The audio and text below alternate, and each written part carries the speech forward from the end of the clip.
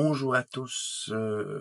Finalement, une vidéo surprise parce que je n'avais pas le choix d'en parler. Hier, Mattel a annoncé une bombe. Mattel a récupéré les droits sur la licence DC dans un deal qui va s'étendre sur plusieurs années.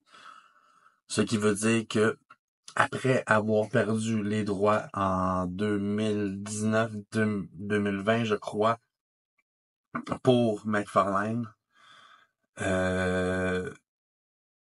Mattel récupère les droits pour 2026. On se rappellera que McFarlane avait obtenu une extension de 2 ans en 2023. Alors, ils ont la licence jusqu'à fin 2025. Pour le moment, McFarlane a fait aucun commentaire par rapport à l'annonce de Mattel. On n'a aucun détail sur l'avenir. Est-ce que McFarlane va garder le droit de faire sa lignée DC Multiverse de 7 pouces quand on sait que Mattel sont reconnus pour faire des 6 pouces? Mais ça m'étonnerait puisque Mattel faisait des DC Multiverse avant que McFarlane prenne le relais. Alors, on sait très bien que Mattel a arrêté de faire des DC Multiverse aussitôt que ça a été la fin de leur contrat et que McFarlane a continué. Personnellement, moi, de mon côté, j'aimerais que McFarlane ait le droit de continuer.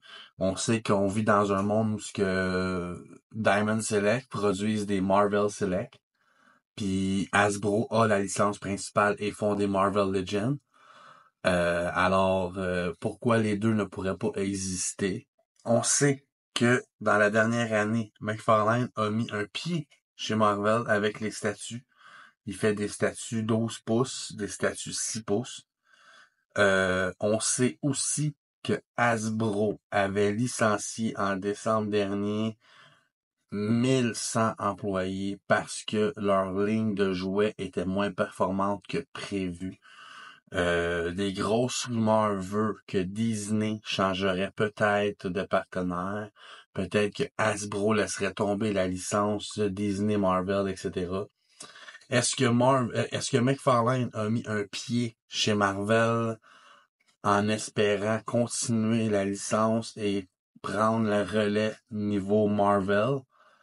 Alors là, on se retrouverait à avoir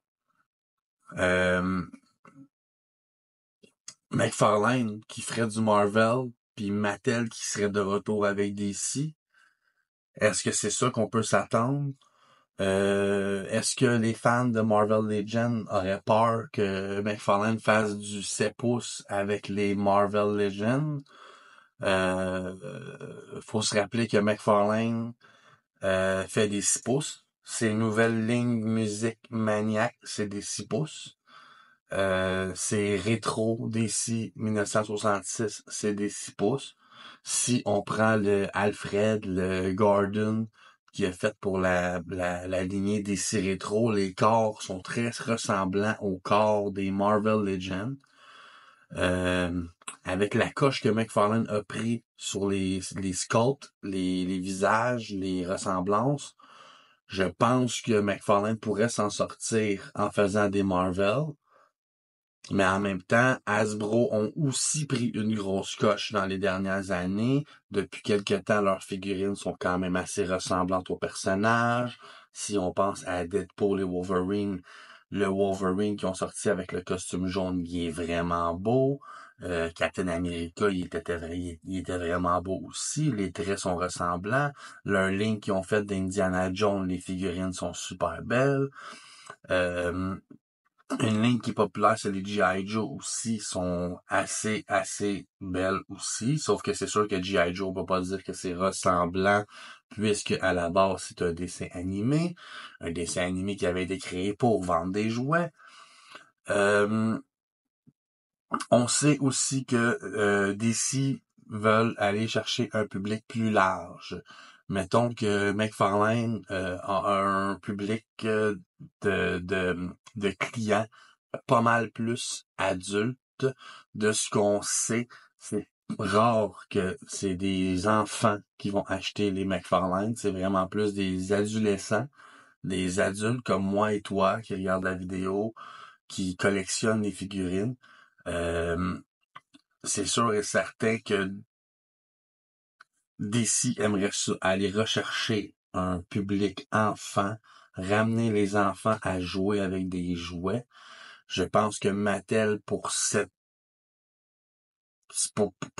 objectif-là, c'est la bonne chose à faire parce que les figurines de lutte ont vraiment pris une grosse coche. Ils ont monté de niveau, sont très ressemblantes, sont vraiment de plus en plus belles comparativement à ce qui se faisait dans le passé. Mais si on regarde les anciennes figurines de DC, avant qu'ils perdent la licence, ils commençaient à prendre une certaine coche, mais c'était pas vraiment super beau. Je me rappelle que beaucoup chialaient quand ils ont su que McFarlane était pour prendre le relais, mais on a vu ce que McFarlane peut faire. Et honnêtement, dans la dernière année et l'autre avant, McFarlane a vraiment monté son niveau. Les visages sur les live action sont vraiment beaux. Si on peut penser à Chris O'Donnell, à Lucius Fox, Morgan Freeman, le Alfred aussi, Michael Gough, on sait que dans l'univers des jouets, maintenant, il est possible de faire des figurines très, très, très ressemblantes.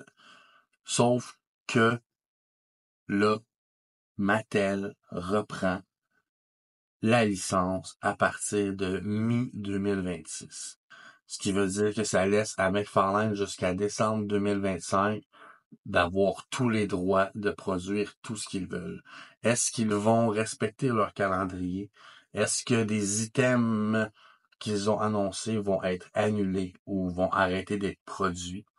Est-ce que le flambeau qu'il avait repris de DC Direct avec la collection Batman Animated va être jeté à la poubelle? Est-ce que pour une deuxième fois, les fans de cette collection vont se retrouver dans le néant? Est-ce que Mattel pourrait reprendre cette licence? Il me semble que DC Direct est en partenariat avec McFarlane, mais est-ce que le rachat de la licence par Mattel reprend aussi le deal avec DC Direct? On est pas mal rempli de questions suite à cette annonce. Au moment de faire cette vidéo, on n'a pas vraiment les réponses.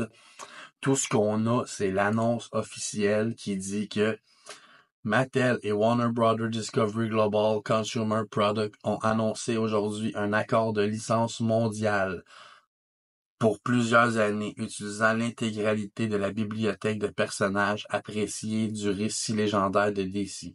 Grâce à ce partenariat, Mattel se voit attribuer les droits de licence mondiaux pour développer et commercialiser une gamme complète de figurines d'action, de jeux, d'accessoires, de produits de jeux de rôle et d'objets de collection pour adultes sur le thème de DC à partir du second semestre de 2026. L'accord couvre toutes les histoires et tous les personnages de DC, notamment Batman, Superman, Wonder Woman, le Joker, Harley Quinn et bien d'autres.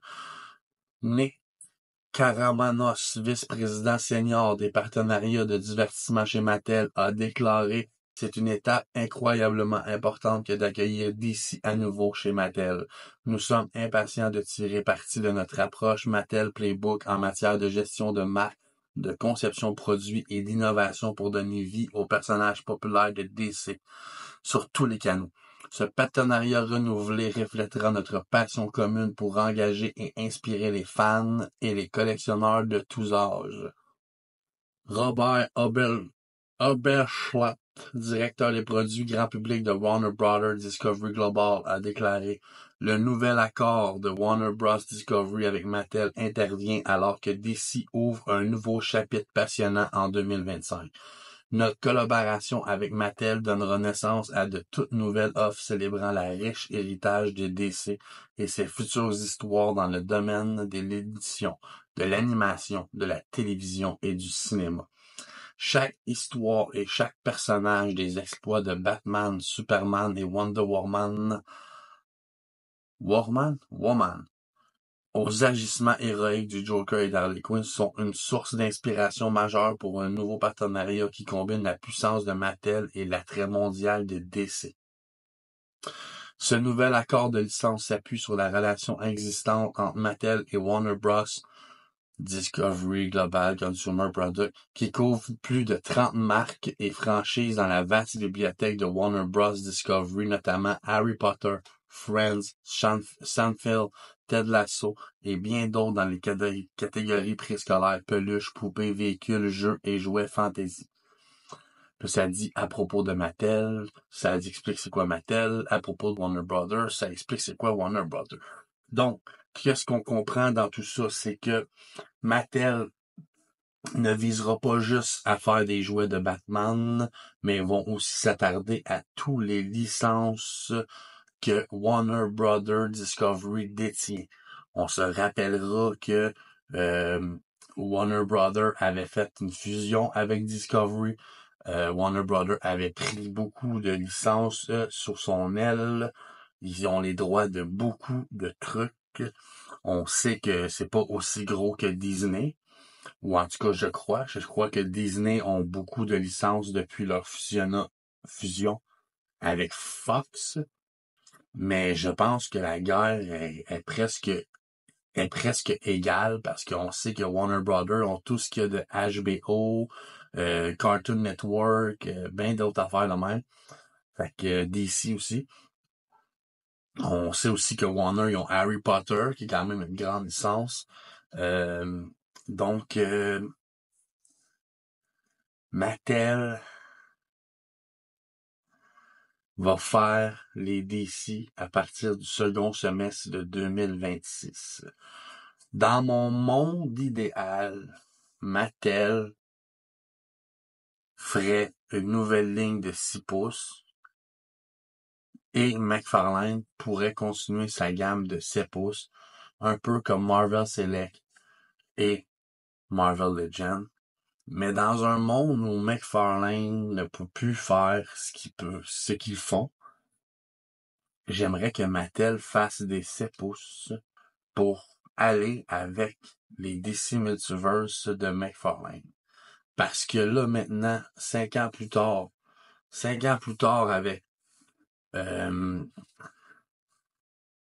avec McFarlane qui détient la licence, on se retrouve avec plusieurs figurines. Moi qui avait hésité à plonger dans les McFarlane parce que justement j'avais la Justice League de Mattel à l'époque, qui était quand même très belle pour ce que c'était. Je trouve que McFarlane, les figurines sont plus imposantes. Je trouve qu'elles font plus collectionneurs. Elles font plus adultes. Donc, pourquoi nous priver, nous, les collectionneurs, de cet aspect? Quand que, dans le fond, le but de Mattel et DC, c'est d'aller trouver un public plus large, de retrouver les enfants et tout. Je trouve qu'ils devraient nous laisser, nous, les adultes, avoir le choix, même que certains adultes collectionneurs collectionneraient les deux.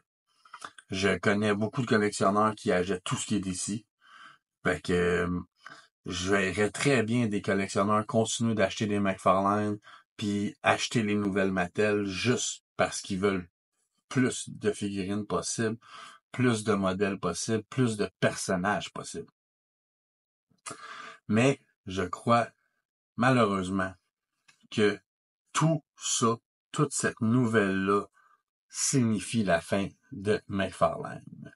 La seule chose que je trouve vraiment triste, c'est que il avait commencé les véhicules qui sont vraiment beaux.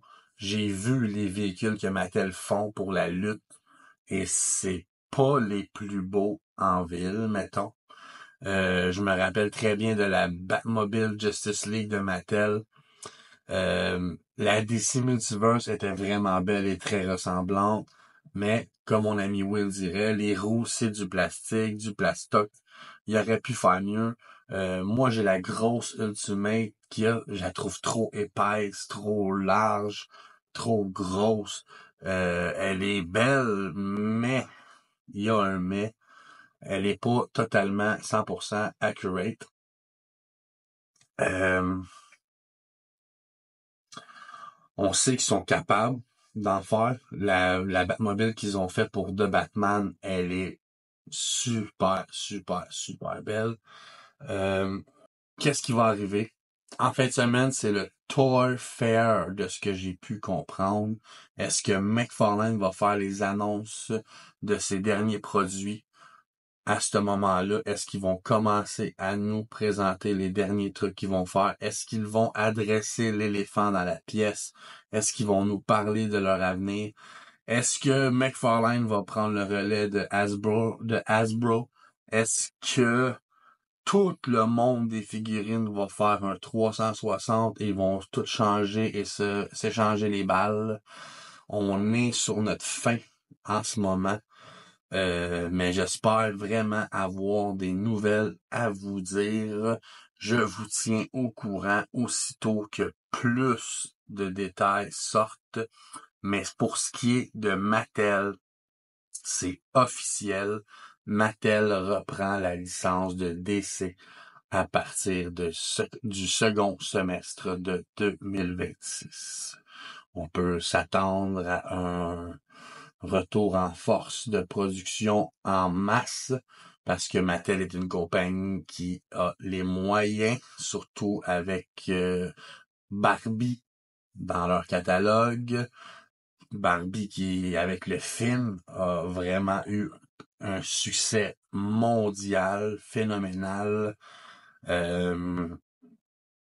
Disons que sûrement que McFarlane n'avait pas les moyens de compétitionner avec l'offre que Mattel a fait à DC. Alors, ça va être tout pour ma vidéo. Je sais que c'est pas mal juste des spéculations, c'est pas mal juste mon avis personnel que je parle. Les faits qu'on connaît restent l'annonce de Mattel qui a été fait seulement. Mais avec ce qu'on connaît, on peut juste faire ça, des spéculations. Je vais vous souhaiter une bonne fin de journée. Attention à vous. Et on se retrouve aussitôt qu'on a des news. Salut!